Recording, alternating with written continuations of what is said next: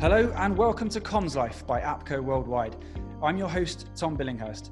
Every week, we take a deep dive into the topics and trends shaping the communications industry and beyond.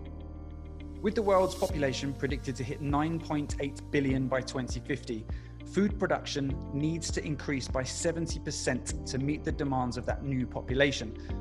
Food security is one of this generation's most critical global challenges. And vertical farming provides some solutions. But will the world's appetite be sated by vegetables grown by artificial intelligence? And how do we communicate the nuances of this new technology to the wider world? Joining us to discuss these questions and more is Stuart Oda, founder and CEO of Alesca Life, an agro-tech solutions provider based out of Beijing, China, with operations across the world, including the UAE, South Africa, Singapore, and Japan. Stuart, welcome to the show. Thank you for having me. Thanks so much for taking the time to join us from Beijing. So Stuart, vertical farming, not everyone is aware exactly what that is or what it means. So can you just give us an explanation of what it is? Yeah, sure. So vertical farming is typically referring to indoor vertical farming, which is the production of food indoors. And so as you'd imagine, we're growing food in the absence of sunlight and in most cases in the absence of soil. So it's essentially a food production that can happen anywhere in the urban context, which is very exciting. Fantastic. So you have joined us from one of your facilities, the facility in Beijing. We can see some plants behind you. We've spoken before about the amount of tech involved in producing plants under artificial sunlight. So can you give us a breakdown of how the technology grows? How are you growing vegetables indoors? Yeah, sure. So the LEDs that you see behind me on this rig is actually replacing the sun, and it's giving exactly the spectrum of light that the plants need in order for it to grow and then to flower and eventually fruit. And so we've developed special LEDs that allow us to take all the useful components of the sun and then provide that to the plants. We also have quite a bit of automation that allows the plants to be provided with the water, the nutrients, and even the light at the right time and the right amount. Stuart, when you put it like that, it sounds relatively straightforward, like we should all be doing it, but I'm assured that it's a lot more technical and requires a lot of getting used to. Yeah, so I guess to maybe a little bit further down, there's growing plants outdoors in soil is quite forgiving. So you can actually over or underwater, under fertilize, and the plant's growth is not largely affected up to a pretty large margin. So let's say 30 or 40% over underwatering and fertilization, and the plant can survive. But in the indoor context, the forgiveness is essentially 10 or in some cases 100 times less. And so in order to provide the level of precision the plants need to grow effectively, we have to have a lot of sensors as well as a lot of automation to make sure that the environment that we're creating for the plants and the precision of watering and nutrition that we provide the plants is incredibly precise. And so this requires not just a lot of hardware, but it also requires a lot of software to be able to pick up these small changes in the environment and correct them throughout the day and also throughout the life cycle of the plant. With the level of precision that's required are the efficiencies. So in our farm, we use anywhere between 10 to 100 times less water, fertilizer, and land compared to conventional farms. From those numbers and that level of accuracy and precision that you point out, surely we should be moving towards this model and away from outdoor farming that produces so much waste, right? Indoor farming is fantastic at growing certain types of food, usually foods that are consumed fresh, foods that are high in nutrition. They're very good at growing these things. So we can grow essentially these kinds of products very efficiently indoors, and it allows the conventional farms, greenhouses, and field farms to specialize in the products that they are great at growing as well. So it's essentially, if you can think of it as a new mode of food production, by having this new mode of food production, the other methods become more efficient, and this allows these crops to be grown significantly more efficiently. Excellent. So one of your aims, your modus operandi, if you will, at Alesca Life is to localize and democratize food sources. So is that how it works then? You take all of this tech that you've developed, you find a space, and you kind of fill it, jam it with all of this technology, and you can literally place it anywhere in the world to give people in the region, the area, an access to a food supply. Alesca Life's vision is to democratize access to fresh and nutritious food by democratizing the means and knowledge of production. So the hardware that you see behind me is what we typically consider the means of production. It's typically more kind of heavy, it's more infrastructure driven. And the knowledge of production is more driven by data and software. And so what we're trying to do is to take the hardware and to install those into cities and communities wherever it makes sense, both commercially and also sustainably. And then wherever it doesn't make sense, we can hopefully still apply some of the tools that we developed, our digital tools, so that we can democratize the knowledge of production, so that we can take the existing forms of food production that currently are there and make them significantly more efficient and productive. So in that sense, it's not about replacing existing agricultural methods as much as it is working in tandem with them, maybe upskilling conventional farmers to be able to use these indoor AI techniques in tandem with existing practices. Is that accurate? Right. So the hardware component will be able to take some of the food that's being grown inefficiently outdoors and grow them indoors and grow them locally, sustainably, and safely. And the digital tools and all the software and AI that we've developed can help to make the existing kind of traditional forms of food production a lot smarter. Fantastic. So if we look at the Middle East as an example, of an area or a region that surely is ripe for this kind of agricultural movement. What is the market, and what's your assessment of the market at the moment? Where is it in terms of maturity for accepting something like this? The willingness is there, which is fantastic. The kind of the awareness is also there. And, what a lot of the companies are trying to do is to provide the tools, essentially. And so there's essentially kind of three groups that are bringing the tools into the Middle East. There are some groups that are importing kind of wholesale the technology and deploying them and setting up these indoor operations. How do we get to a position where we're able to feed people sustainably, democratically, in line with the aims of vertical farming companies like yours? Most people, I would say 99% of people, focus on food, which is what you see at a restaurant or at a grocery store.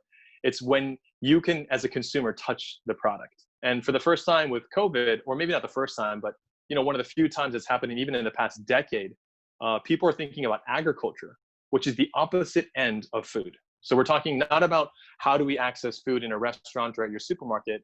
We're talking about how is it that food is grown, processed, and moved so that a normal household can access it. And so this interest, not just in food tech, but now more in agri-tech. So in primary production, has been, as you would imagine, it's illuminated the vertical farming and elevated the vertical farming industry in ways that in the past 10 years, it's never happened. Okay, so it's a question I think a lot of people want answered. Does it taste just like the real thing? Or can you taste the fibers and the cables and the technology inside it? Yeah, so what we've been able to do that's quite unique to indoor farming and it's very challenging to do outdoors is we can kind of tailor the environment, the kind of the lighting that we provide, the irrigation, the water, and the nutrients that we provide, and we can customize the flavor and the texture to meet the requirements of our customers. And so what's really exciting about indoor farming is that by kind of tailoring and kind of experimenting with the environment, we can create very unique experiences with vegetables and fruits that people are pretty accustomed to, but they'll have never tasted before. And, really, you can't really beat freshness. If something is fresh, and typically if you let somebody pick it off of the vine, they're going to be biased towards that flavor. So even if it tastes terrible, they might think it tastes decent. If it tastes decent, they'll think it tastes good. If it tastes good, they're going to think it's great. And if it's great, they're going to think it's the best thing they've ever had. There are people that you are going to have to win over. We spoke about farmers who, let's say, they can be a bit traditional and a bit conservative in their ways. Now, if you were to say to them, come and use this bright, spanking new technology, there's going to be a fear, like there is with so much technology that's coming into the world now, that it's there to replace human capital. You have those guys. You have decision makers who are going to be the ones that say, yes, we want Alesca Life to come and operate in XYZ country. And ultimately, you have the consumer, the people who you need to convince that this is as good as a crop that was ever grown in outdoor, quote unquote, natural conditions. So when it comes to communicating and marketing your product, what are the key things for you? What are the key messages that you have to get across? I guess in terms of communicating to policymakers, what we try to get them to understand is the urgency. And just to take China as an example, there is a mass migration happening from the rural countrysides into the urban city centers. And there's estimates that 250 million people will move over the next 5 years from these rural communities into cities like Beijing. And conservatively estimating that, let's say, 10% of the individuals that are moving from the countryside into the city centers are direct food producers. You know, we're talking about losing 25 million farmers over the next 5 years. You know, and so when we talk about the lack of engineers or pilots around the world, the number of food producers that we will lose simply from this migration from countryside to city center is probably on an order of magnitude 100,000, 10,000 times bigger in magnitude than the other industries. And so we're excited to be able to present to governments a solution, both hardware, software, that would allow the remaining farmers to be, you know, just as productive to maintain and expand food production on the given land that they have. In terms of the farmers, we're very excited to give them a tool that can, at the end of the day, increase their profits. We think that this tool will allow them to be more efficient, more productive, more consistent, more of the time. And this will allow the products to reach market more effectively. And the great thing about the consistency, efficiency, and even the monitoring that we can do with our software tools is it can provide a better quality product to the consumers. And so from a consumer's perspective, we believe that by deploying this technology, we can give them a higher quality, safer product most of the time. And one of the unique things that we're trying to do is to partner with companies that we share brand values with and brand, these brand visions with, so that we can tell a bigger story. And one of the successes that we had early on was to partner with Mercedes-Benz. And really the partnership with Mercedes-Benz started out with actually a meeting with our senior leadership team here in Beijing. And I asked their head of marketing for them to provide essentially Mercedes-Benz in 5 words. And they provided a very corporate response. And I told them that I felt Mercedes-Benz was sustainable, urban, beautiful, personal transportation in 5 words. And I told them that Alesca is sustainable, beautiful, urban food production. And so the core brand values are shared. And so we felt that if we care about the same things, we should be able to work together. One of the first things that we did is we set up essentially a conversation around sustainable futures and sustainable cities, and how each industry that contributes to that sustainable city is filling a vital role. So Mercedes would fill the personal transportation, Alesca will fulfill food production. We brought in a real estate development company and a fast fashion company. But essentially how all of these this collection of companies and different industries eventually have to share not only the same brand vision, but also have to work together in order to create this sustainable, beautiful city that we all are talking about. So it's really exciting to think that as we communicated what we cared about most, like why is it that we do what we do, not just about localizing food, but what it is that we care about, what is in our DNA, we found that there's many, many ways to collaborate with companies that you would never imagine would have been involved with an agricultural company, or maybe even sometimes even a tech company. Let's face it, the big food companies that are making the biggest profits are not the healthiest in the world. So I wonder if there's a battle there that you have to fight and build into the comms of vertical farming, and also how you can affect that kind of psychological, that change in mindset that gets people to eat healthier, fresher, better produce. Yeah, so, we're a small company and we don't have a multi-million-dollar marketing budget. And so for us to be successful, we need the market to pull our product. And to get them to pull our product, if we're unable to communicate that we care about the same things, that we're trying to accomplish something that we believe is going to be great for not just their community and their health, but also for the environment. If we can't effectively communicate these things, then it's very difficult for the market, no matter how good we are, to endorse us and to pull our product off of our indoor farms into the shelves and into their homes. While a lot of the decisions are made on facts, which is very reassuring, there is a component that is very emotional. We're not selling a car, we're not selling a refrigerator, we're selling a farm. And so from that perspective, if we're unable to communicate the fact that we see ourselves in that region or in that community for a very long period of time, and if we're unable to convince the government or our local partner that we care deeply about that country or community, then again, they will never pull our product into their market. So the Middle East and the UAE in particular is not just a market that is nice to have for us. It's not just opportunistic for us. It's a very important market. We feel that our technology can provide a meaningful benefit and an impact. And we are willing to prove that by showing up all the time. The vast majority of my communication, particularly in the Middle East, has been face-to-face. And it's the fantastic thing about it is if you show up, they understand that you have something important to say, they'll make time. And if you don't show up, then they assume that it's not that urgent, it's not that important, and rightfully so. Really interesting stuff. And that all goes back to this idea of bringing this product to market and getting people in the community to care about what they're eating, where it's coming from. And something that highlights this is 10 years old now. It was a TED Talk from Jamie Oliver, the celebrity chef and generally lovable Essex lad, who spoke wonderfully on the need for a food revolution. Let's have a listen. So, in my world, what do we need to do? Here's the thing, right? It cannot just come from one source. To reboot and make real, tangible change, so that I can look you in the white of the eyes and say, in 10 years' time, the history of your children's lives, happiness, and let's not forget, you're clever if you eat well, you're going to live longer, all of that stuff, it will look different, okay? So, supermarkets. Where else do you shop so religiously? Week in, week out. How much money do you spend in your life in a supermarket? Love them. They just sell us what we want. All right. They owe us to put a food ambassador in every major supermarket. They need to help us shop. They need to show us how to cook quick, tasty, seasonal meals for people that are busy. This is not expensive.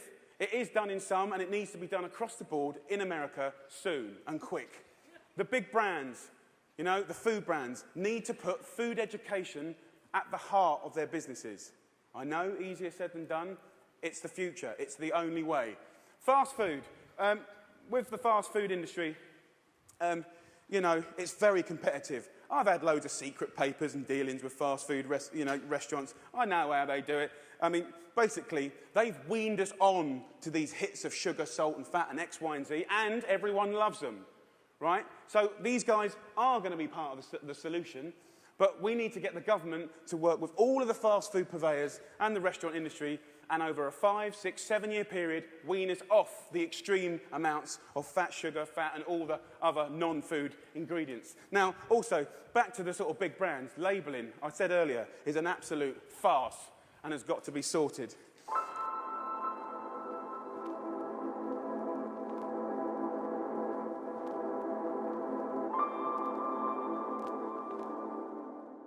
We're still here with Stuart Oda, founder and CEO of Alesca Life. Stuart, thanks for talking to us about the ins and outs of the vertical farming world and the challenges of food security moving forwards. Now we would like to get to know you a bit better. So I'm going to throw some quick fire questions at you to get your thoughts. You ready for this? Yep. Your favorite superhero? Growing up, it was always Batman. It was very cool to see his gadgets come to life and for him to do the things he was doing. Excellent. Hopefully not the most recent Ben Affleck version of Batman, though. Definitely not. You can have one or the other, a bionic arm or a bionic leg. Which do you choose? I would choose a bionic arm, assuming that I wouldn't lose the sensation in my fingers. I have a puppy as well as a young child now. And so assuming that when I pick them up, I can still feel their warmth, then I would choose the bionic arm. If I'm going to have to give that up, then I would definitely choose the bionic legs. Nice. And finally, if you could live the life of any other person, dead or alive, who would it be? Yeah, I guess if I could change the question to who would I bring back from the dead, I would bring back, I'd bring back my father. He passed away when Alesca was still kind of in his infancy. And I'm sure he was very worried about, his son, his youngest son, with the education opportunities he was presented, going from banking to farming. I'm sure he was terrified that I was, sacrificing both my career, my future, and maybe even the future of my kids. And I would love to bring him back just to kind of see what he would have to say now that Alesca is a little bit more grown up, a little bit more successful. And now that we're kind of on a path to scale, now that we have exit velocity, I'm very excited. I would love to hear his opinion about, how he views not just, I guess, my career choice, but, the impact that we're already starting to see now.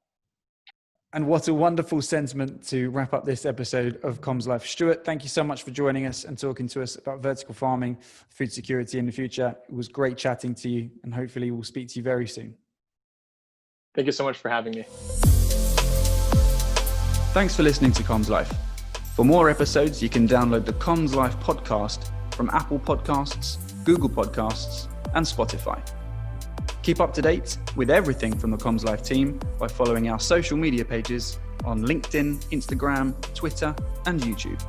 Stay safe and be well.